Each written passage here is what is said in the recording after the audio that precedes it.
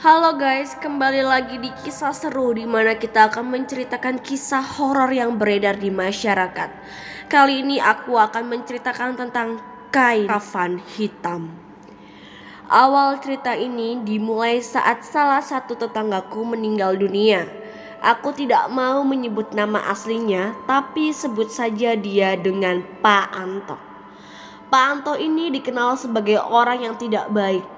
Dia suka sekali berjudi, minum minuman keras, bahkan aku dengar dia juga suka main perempuan. Kelakuannya yang buruk itu didukung oleh kekayaannya yang berlimpah. Dia memperoleh harta yang begitu banyak dengan cara yang tidak baik, dengan cara meminjamkan uang dengan bunga yang sangat tinggi. Entah kalian mau menyebutnya rentenir, lintah darat, atau apapun itu.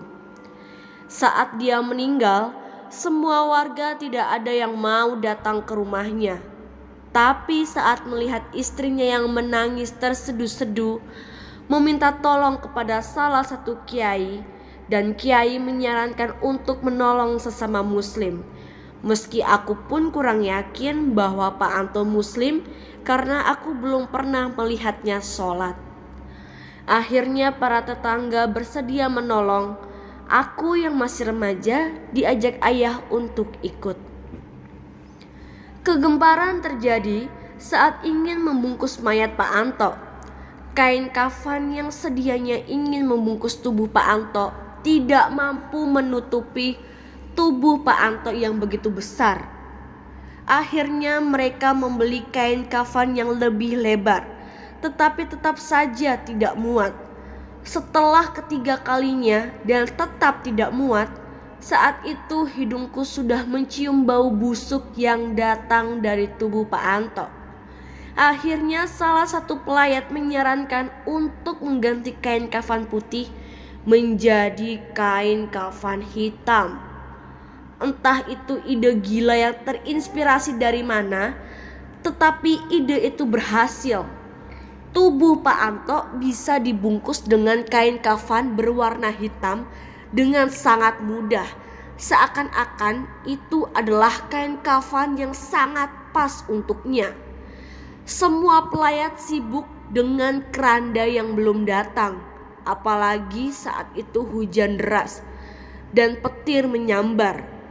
Aku masih berdiri di depan tubuh Pak Anto yang terbujur kaku di atas dipan. Saat aku melihat mayat Pak Anto yang terbujur kaku itu, entah kenapa bulu kuduku meremang. Baru pertama kali dalam hidupku aku melihat mayat yang dibungkus dengan kain kafan berwarna hitam. Mungkin ini untuk pertama kalinya dalam sejarah kain pembungkus mayat yang menggunakan warna hitam. Setelah keranda datang, para pelayat segera membawa mayat Pak Anto ke musola terdekat untuk disolati. Saat itu hujan sangat lebat. Lebih baik aku tidur dalam suhu yang dingin ini. Saat tiba di rumah, semua orang tidak ada karena mereka semua pergi ke rumah duka untuk membantu. Aku yang mulai merinding lagi, entah karena dinginnya hujan atau sebab lain, akhirnya memutuskan untuk ikut pergi ke kuburan bersama ayah. Beruntung saat aku kembali ke musola, iringan para pelayat sudah siap berangkat. Aku lihat di depan keranda yang membawa tubuh Pak Anto diangkat oleh 10 orang yang terlihat sangat berusaha keras untuk berjalan. Seakan-akan mereka sedang mengangkat beban yang sangat berat. Di tengah jalan, banyak dari mereka yang membawa keranda itu meminta bantuan kepada pelayat lain untuk menggantikan mereka. Saat tiba di kuburan, sesuatu yang mengejutkan terjadi. Kuburan Pak Anto belum siap. Menurut para penggali yang berjumlah 5 orang itu, mereka sulit menggali karena tekstur tanah yang keras. Meski saat itu hujan turun, 6 cangkul sudah menjadi korban dan 3 lokasi berbeda sudah digali. Namun hanya bisa menggali dengan kedalaman setengah meter saja. Akhirnya Pak Kiai memimpin rombongan untuk meminta bantuan berdoa. Setelah itu menyuruh untuk menggali lagi. Tidak lama kemudian, satu lubang kuburan telah siap. Meski tidak terlalu dalam, namun cukup untuk mengubur mayat. Masalah lain timbul saat tidak ada seorang pun yang mau masuk ke dalam liang kubur untuk menangkap mayat Pak Anto. Dan hujan yang turun sejak tadi mulai menderas beserta suara petir yang semakin keras. Akhirnya mereka berencana untuk memasukkannya dengan tali.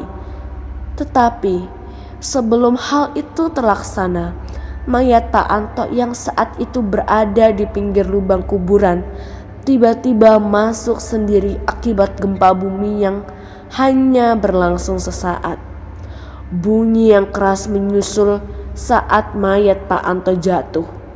Akhirnya para pelayat tanpa berkata-kata lagi langsung menguburkan mayat Pak Anto. Setelah itu Pak Kiai memimpin doa terakhir sebelum para pelayat pulang ke rumahnya masing-masing. Seminggu belum berlalu sejak kematian Pak Anto, tetapi kabar tidak sedap telah beredar. Para tetangga menceritakan bahwa mereka didatangi oleh hantu Pak Anto dengan kain kafannya yang berwarna hitam serta dengan wajah yang sangat menyeramkan. Rumahku pun ikut menjadi salah satu korban dari hantu Pak Anto.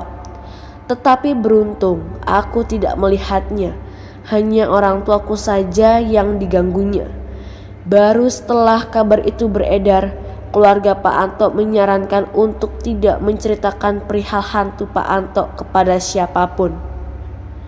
Akhirnya hantu Pak Anto tidak pernah muncul lagi. Sebulan kemudian, aku pergi keluar kota untuk mengunjungi temanku. Aku bercerita padanya perihal Pak Anto. Alasanku menceritakannya karena saat itu sudah sebulan dan Pak Anto sudah tidak lagi muncul, dan lagi pula itu di luar kota. Apalagi temanku tidak kenal dengan Pak Anto. Tetapi aku salah. Setelah aku pulang, sehari kemudian temanku menelponku.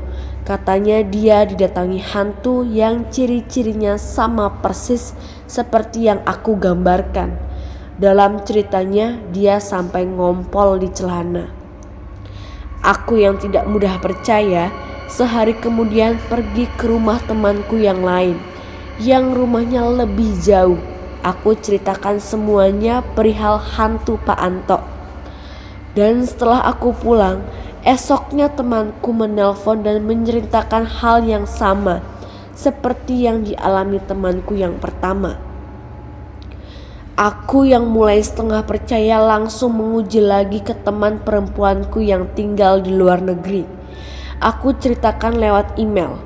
Setelah 4 hari tidak mendapatkan jawaban, aku pun lega karena aku berpikir kedua temanku yang menelponku itu hanya bermimpi horor karena ceritaku. Lagi-lagi aku salah. Saat hari kelima, sebuah email datang dari teman perempuanku itu. Dalam emailnya dia menceritakan bahwa dirinya didatangi oleh hantu berkain kafan hitam dan berwajah menyeramkan. Menurutnya itu adalah hantu yang paling menyeramkan yang pernah dia lihat. Dan jika kalian sudah mendengarkan cerita ini, tolong jangan katakan bahwa aku yang menceritakannya, karena aku pun takut bertemu dengan hantu berkain kafan hitam. Jika nanti malam kalian didatangi hantu Pak Anto, sampaikan saja salamku untuknya.